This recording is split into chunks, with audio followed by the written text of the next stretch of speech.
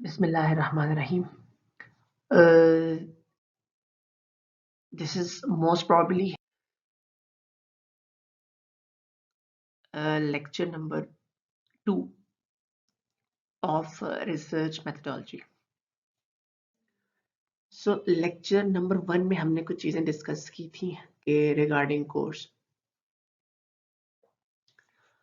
regarding course outline, regarding कुछ हमने चीजें डिस्कस की थी. फर्दर हमें अगर ये कंफर्म आगे हो जाता है कि हमारा ये कोर्स ऑनलाइन चलेगा, तो देन हम कुछ चीजें मजीद इसमें डिस्कस करेंगे कि हमने इसके सेशनल्स किस तरह से करने हैं. एक चीज तो श्योर है कि इस कोर्स में आपको एक्टिविटीज मिलेंगी, रिसर्च एक्टिविटीज, वो लाइट सी होंगी, मतलब नॉट एज दैट कि आपने कोई हाई लेवल रिसर्च उसमें करनी होगी. जस्ट आपको एक साउंड मिल जाए, एक टेस्ट मिल जाए, एक फ्लेवर मिल जाए, रिसर्च क्या चीज है, किस तरह से की जाती है. तो उस सिलसिले में हमारी एक्टिविटीज होंगी. फर्दर अगर ये कोर्स ऑनलाइन चलता है तो हम कुछ प्रेजेंटेशन कर लेंगे, असाइनमेंट कर लेंगे rather than presentation,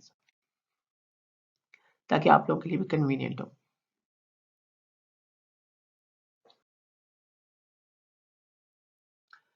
okay, what is research.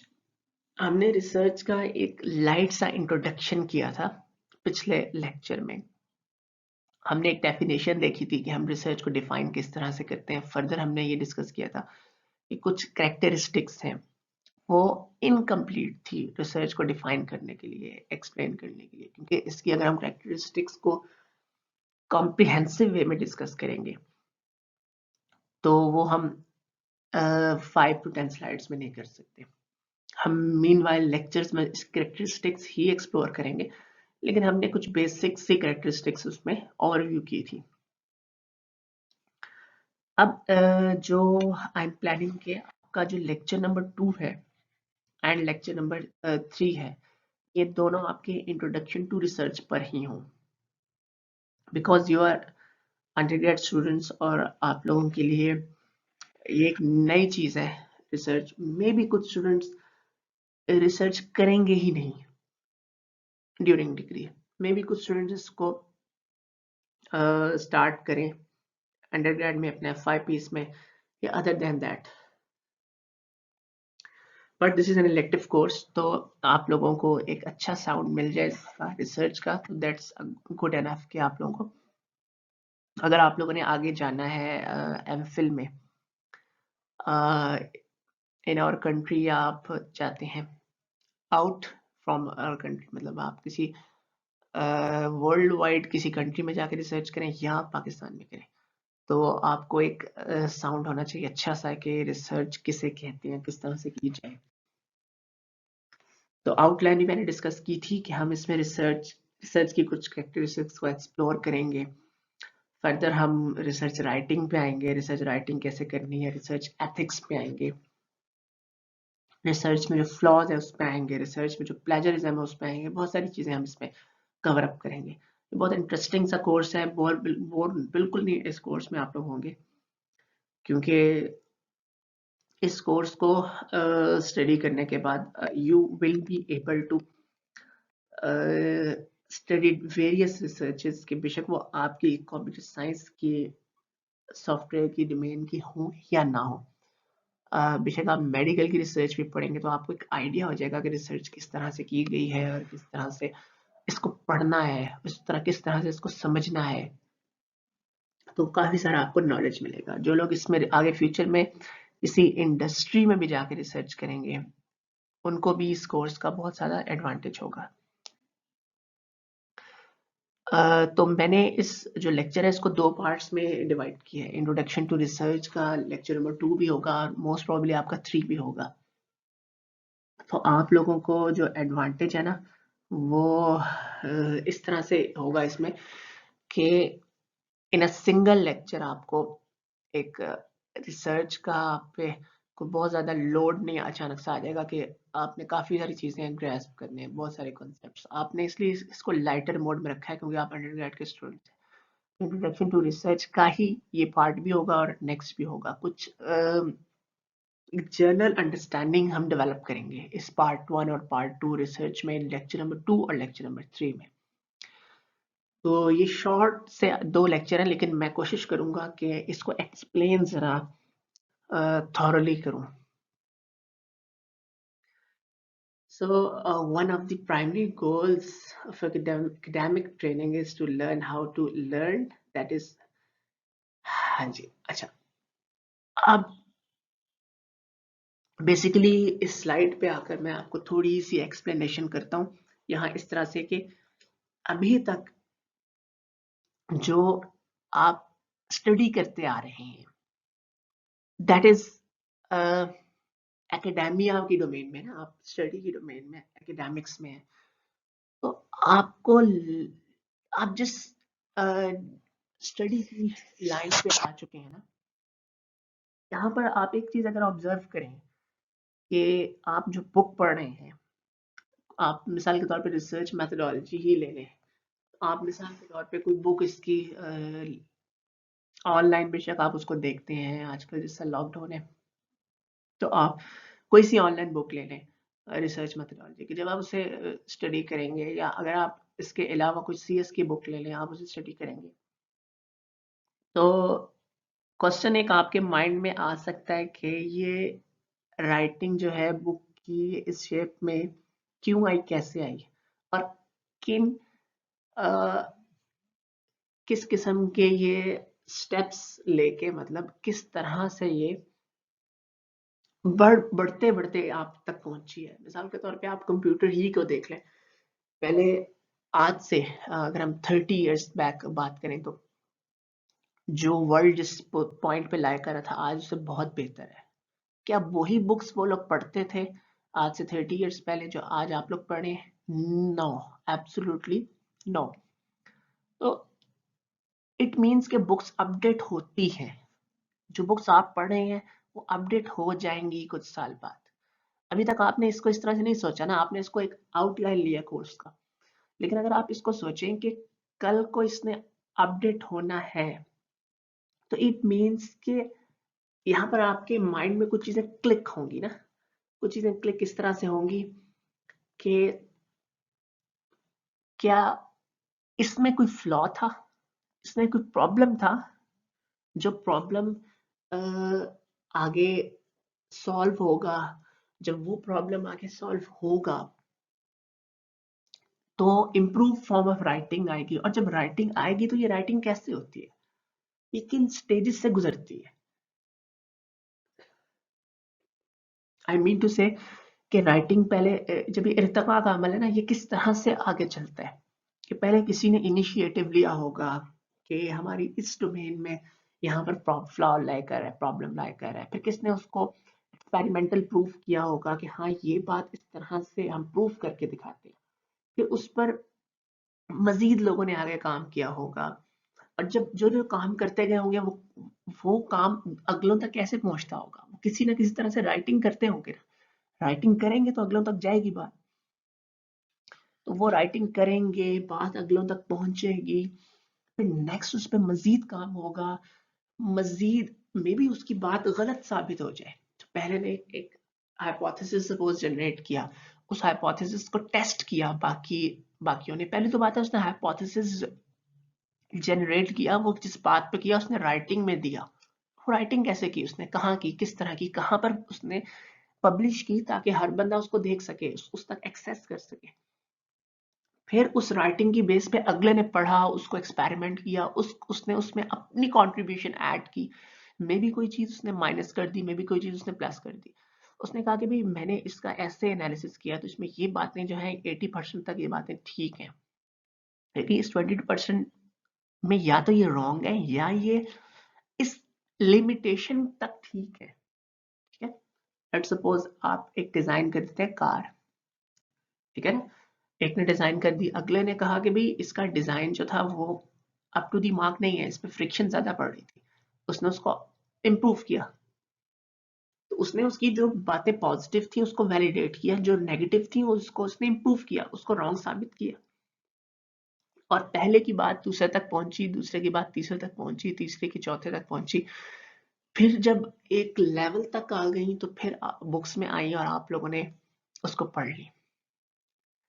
तो अगर आप इसकी हिस्ट्री में जाएं तो इसमें बहुत सारे स्टेजेस हैं जिसके थ्रू आप तक पहुंची है। तो मैं बहुत डीपली मैंने इस चीज को एक्सप्लेन किया है इस स्लाइड को।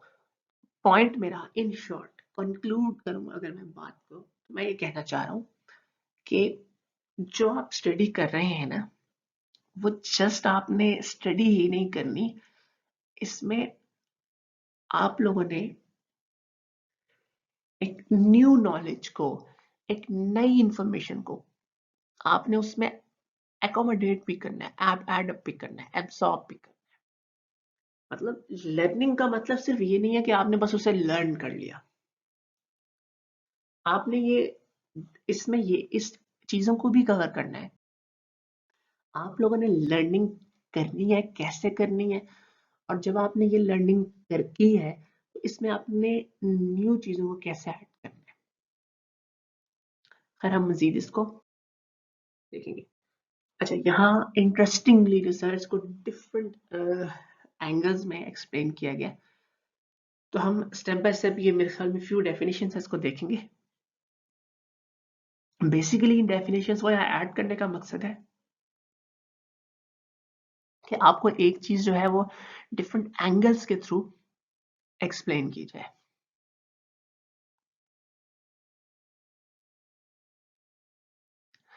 अच्छा, इसमें एक पॉइंट यहाँ मेंशन है इस स्लाइड में। सारी चीजों को अगर हम छोड़ के इस पॉइंट पे आ जाएं कि अगर मैं इसकी चाहिए ले लूँ, हाँ ये पॉइंट में अगर हम आए, no one has understood before,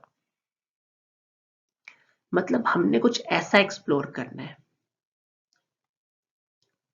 जो पहले अंडरस्टूड नहीं था। तो क्वेश्चन इज दैट कि हम वो कैसे एक्सप्लोर करेंगे जो पहले अंडरस्टूड नहीं था। ये एक चीज है हमारे सामने। दो बातें ना। आपके पास अगर मैं टेक्निकल से हट के लाइफ पे आ जाऊं आप लोगों की, तो आप लोगों की जिस तरह से करंट हालात चल रहे हैं, एक तो बात है आप उसे एक्सेप्ट कर लें, ठीक है ना। दूसरी चीज ये है आप उसे एक्सेप्ट करें लेकिन उसमें इंप्रूवमेंट देखिए कि उसको कैसे इंप्रूव कर सकते हैं। अगर इसी बात को मैं दूसरी तरह से कहूँ तो मैं कहूंगा कि अगर तो प्रॉब्लम लाई कर रहा है ना, तो दैट्स गुड। अगर लाई नहीं कर रहा तो आप प्रॉब्लम ढूंढने, यू एज्यूम कि देयर इज अ प्रॉब्लम, तो आपने वो प्रॉब्लम पहले सर्च करना है, फिर आपने उसका सोल्यूशन सर्च करना है। तो जब आपने प्रॉब्लम सर्च किया और प्रॉब्लम फील किया, उसको सर्च किया और उसको आपने सॉल्व भी किया, एड्रेस भी किया, तो इट मीन्स कि no one has understood before. ये चीज नई थी जो पहले अंडरस्टूड नहीं थी। तो रिसर्च में इस चीज की बहुत ज्यादा इंपॉर्टेंस है।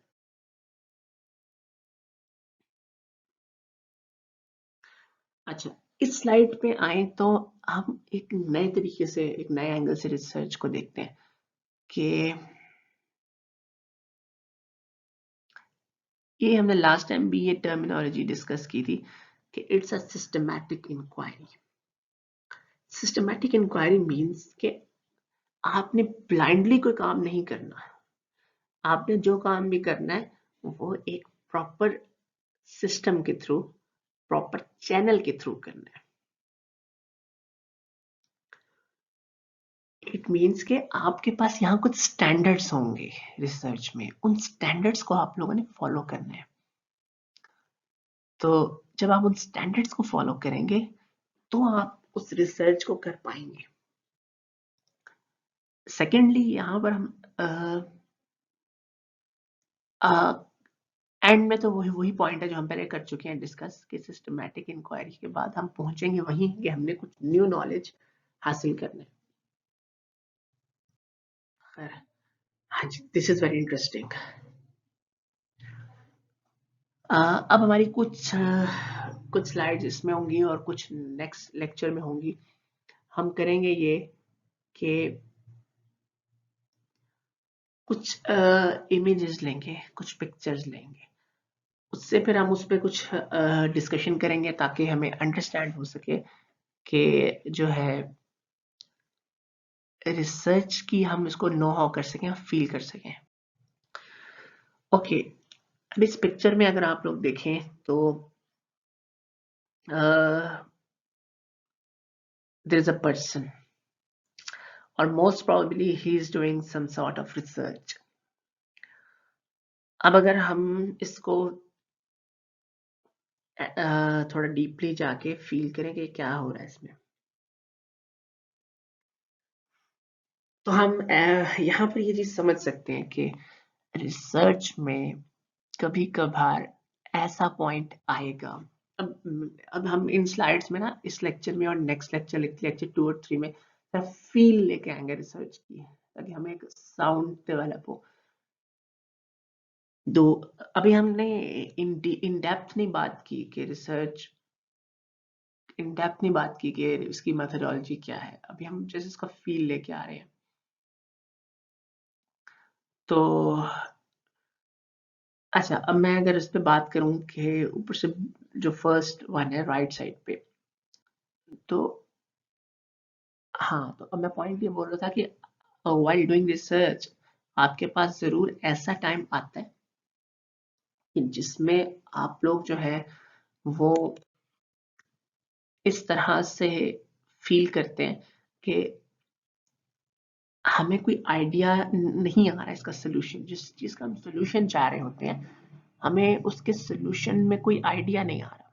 बिल्कुल हमारा माइंड जो है वो ब्लैंक हो जाता है। अच्छा, देन एक और पॉइंट इसमें कि मे बी हम कहीं उस चीज को छोड़कर हम आ जाते हैं अपनी को डेली रूटीन में, या चले हम वॉक कर रहे होते हैं, तो या हम ड्राइविंग कर रहे हैं, तो मीन वाइल दैट हमारे माइंड में आइडिया आता है कि अगर हम हाउ अबाउट दैट कि अगर हम इस चीज को इसके साथ एसोसिएट करते हैं, लिंक करते हैं, तो मे बी इन दोनों का हाइब्रिड करेंगे तो हमारे पास शायद जो आउटपुट होगी वो इससे बेहतर आ जाए, जो सोल्यूशन हम करना चाह रहे हैं वो हमें मिल जाए। तो ये एक रफ सा आइडिया जनरेट हो सकता है। तो इट मीन्स कि रिसर्च जो है ना, वो that is not all about कि आपने प्रैक्टिकल अगर सेटअप पे काम कर रहे हैं तो वहां बैठ के आइडिया आए, या आप अगर लैपटॉप पे बैठ के कुछ सॉल्व कर रहे हैं problem in terms of programming के थ्रू, तो हमें वहां आइडिया आए। डजेंट मीन दैट कि एक्चुअली ऐसा ही हो। मे बी उस वक्त आपका माइंड ब्लैंक, बिल्कुल आपको कोई आइडिया ना दे, ब्लैंक हो, लेकिन आप उसे बंद करके अपने काम में लगे हैं, तो आप बैठे बैठे आपको कोई आइडिया आ जाए कि इस तरह से इसको हम लिंक कर सकते हैं। हाँ, अच्छा, इसमें बहुत सारी और चीजें भी हैं कि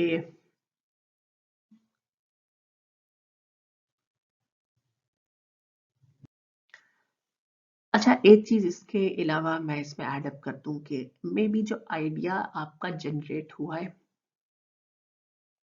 वो 1 से 2 भी आ सकते हैं, 2 से 3 भी आ सकते हैं, लेकिन एक्चुअल जब आप उसको प्रैक्टिकल करेंगे ना, तो अब आपको पता चलेगा कि मे बी वो आइडिया सक्सेसफुल है कि नहीं। लेकिन पॉइंट ये है कि आइडिया आना, फर्स्ट फर्स्ट तो चीज ये है कि आपके माइंड में कोई आइडिया आए। आइडिया ही नहीं आएगा तो आप कुछ चीज ट्राई कैसे करेंगे। तो that is very much important कि आइडिया आप लोगों का कोई ना कोई आ जाए। अच्छा, अब इसको हम मजीद यहाँ एक्सप्लेन करेंगे। अच्छा, यहाँ पर 4 इंग्लिश के वर्ड्स लिखे हैं। अगर हम इसको बारी बारी इसको हम समझने की कोशिश करें, जरा इसको इनसाइड देखें डीपली, तो इसमें एक वर्ड लिखा है रीड, पढ़ना। रीड का रिसर्च से क्या लिंक है? When we are doing research, we have to read a lot more than you can assume, you can think, a lot more than that researches which which are done before you are conducting your research। और may be ऐसा भी कभी कभार होता है कि कुछ ऐसी रिसर्च आई कैन से कि अगर वो रिसर्च कंडक्ट हुई है a few days before you are conducting your research means कि वो research आपको मिली है online कि अभी means कि आप करें जनवरी 2021 में, तो मे बी वो दिसंबर 2020 में पब्लिश हो, तो आपको बहुत ज्यादा स्टडी करना पड़ता है, रीड आउट करना पड़ता है। अच्छा, देन रिसर्च में राइटिंग का पार्ट भी आता है, और इसको हम आफ्टर मिड एग्जाम काफी डिटेल में डिस्कस करेंगे इसमें राइटिंग क्या है। अच्छा, अब जो चीज एक और है कि रिपीट का कॉन्सेप्ट, वो ये है कि जब आप रिसर्च कर रहे होते हैं ना, तो मे बी आपके पास ऐसा टाइम बहुत ज्यादा आए कि हमने बहुत ज्यादा ऐसा टाइम आए कि हमें एक गो थ्रू की रिसर्च, दूसरी की, तीसरी की। अब आप अपना जब आइडिया जनरेट कर रहे हैं ना, आपको याद आए, माइंड में आए कि आपने उस ऑथर की रिसर्च पढ़ी थी और आपने फला ऑथर की रिसर्च पढ़ी थी। अगर उस ऑथर की रिसर्च में ये पॉइंट क्लेम था कि दिस एंड दैट, और दूसरा ऑथर की रिसर्च में ये था कि दिस एंड दैट, तो अगर हम 2 पॉइंट उठ के इसके लें और 1 पॉइंट इसका लें, हम दोनों तीनों को कंपेयर करें, कंबाइन करें और मिलाकर तीसरा पॉइंट अगर जनरेट करें, उसको प्रूफ करें, तो क्या पॉसिबल है कि हमारा ये गोल अचीव होगा? आई थिंक सो कि आप मेरा पॉइंट समझ रहे होंगे, you are following me and getting me. आप इसकी सिंपल एग्जांपल ले लें, अगर आप बुक्स पढ़ें, 2 डिफरेंट ऑथर्स की बुक पढ़ें, तो आपको कोई चीज राइटिंग करने में आप मिला सकते हैं ना। कभी आप इस तरह देख लें कि आपने कोई चीज लिख रहे हो और आप समझें कि मैंने उस मैगजीन में ये पॉइंट पढ़ा था और उस मैगजीन में ये पॉइंट पढ़ा था, तो फिर आप कहेंगे जरा उसको दोबारा देखते हैं कि वो एग्जैक्ट क्या वर्डिंग थी। कुछ ऐसी वर्डिंग थी कि जो हमारे काम की थी, कि जो हमारे इसमें यूजफुल थी, हमारे इस प्रोजेक्ट में, रिसर्च में। तो आप उसको रीओपन करें और रीओपन करके एग्जैक्ट उसके कंक्लूजन पे जाएं, उसकी मेथोडोलॉजी का वो पॉइंट हाईलाइट करें और दूसरे का भी हाईलाइट। तो रिपीट का जो कॉन्सेप्ट है, ये रिसर्च में बहुत ज्यादा आता है। आपको बहुत कुछ जो है वो रिसर्च, प्रीवियस रिसर्च को रिपीट करना पड़ता है।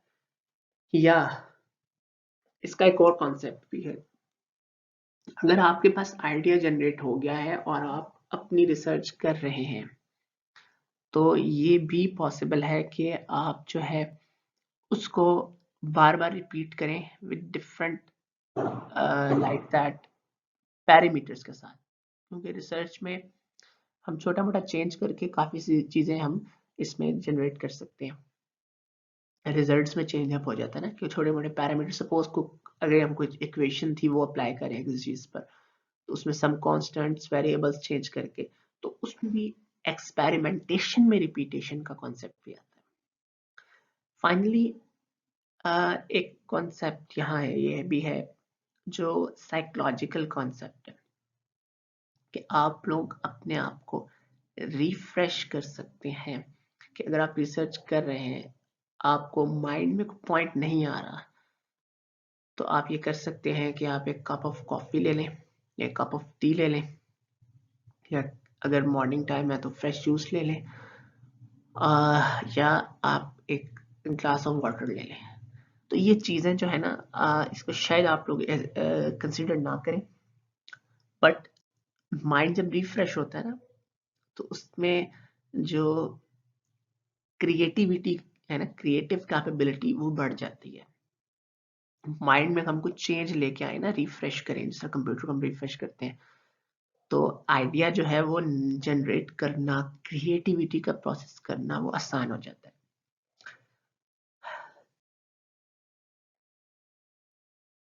ओके, हम इस स्लाइड को लास्ट स्लाइड लेते हैं, क्योंकि ये काफी लेंथी हो गया है। तो बाकी हम जो है इसको, रिसर्च को नेक्स्ट लेक्चर में डिस्कस करेंगे। अच्छा, यहाँ पर 2 मेथड्स गिवन है, एक साइंटिफिक मेथड और एक एक्चुअल मेथड। साइंटिफिक मेथड है ना, उसको अगर मैं यहाँ पर ब्लॉक बाय ब्लॉक हम 1 2 हम आगे चलते रहे 1 2 3 4 5 और 1 ब्लॉक जो है वो इसमें पैरेलल में लगा हुआ है। सबसे पहले हमने कुछ चीज ऑब्जर्व की, फिर हमने एक हाइपोथेसिस फॉर्मुलेट किया, फिर हमने उसको बार बार टेस्ट किया। अगर तो वो ठीक साबित हो गया तो हमने एक थ्योरी एस्टेब्लिश कर दी, और अगर वो ठीक साबित नहीं हुआ तो हमने वो हाइपोथेसिस ही चेंज किया, मॉडिफाई किया। एक्चुअल में ये एक इंटरेस्टिंग सा फैक्ट है जो यहाँ दिया हुआ है कि एक्चुअल में जो है ना ये एक थोड़ा सा हम कह सकते हैं कि एकेडेमिया का ताल्लुक नहीं इससे, ये थोड़ा इंटरेस्टिंग सी चीज़ है कि बिजनेस पर्सपेक्टिव के लिए जो रिसर्च है ना मतलब के लिए होती है, वो यहाँ पर एक कवर अप किया पॉइंट, एक इंटरेस्टिंग सा फैक्ट कि कोई फंडिंग एजेंसी है, वो उसने अपनी चीज़ की मार्केटिंग करनी है। अब उसने एक गोल दे दिया कि आपने ये पॉइंट साबित करना है। अब उस पॉइंट को साबित करने के लिए हमने क्या करना है, हमने वो पॉइंट्स कंसिडर करने हैं, वो उस तरह के एक्सपेरिमेंट्स करने हैं जो उसको सही साबित कर दें, और उसकी बेस पर हमने जो डिफॉल्ट हमारा पॉइंट था, हाइपोथेसिस था, उसको हम ठीक साबित कर दें। इसको हम आगे डिस्कस करेंगे, ये इंटरेस्टिंग फैक्ट है। तो बेसिकली जो एक स्टैंडर्ड फ्लो है ना, वो यही है कि हमने एक नेचुरल फिनोमिना ऑब्जर्व किया, फिर एक हाइपोथेसिस जनरेट किया, फिर एक सिस्टमैटिक वे में एक मैथडोलॉजी उस पर अप्लाई की और उसका रिग्रेस एनालिसिस किया। अगर तो वो वैलिड साबित हुआ, हमने प्रूफ कर सके, तो दैट्स वेल एंड गुड, हम उसे एस्टैब्लिश करेंगे थ्योरी। अदरवाइज हम कह देंगे कि ये हाइपोथेसिस ठीक नहीं है। यहाँ पर हम इसे कंक्लूड करते हैं, और मोस्ट प्रोबेबली हम नेक्स्ट में इसको आगे कंटिन्यू करेंगे कि रिसर्च किसे कहते हैं, और रिसर्च को मजीद हम फील्ड लेके आएंगे रिसर्च की। Thank you so much.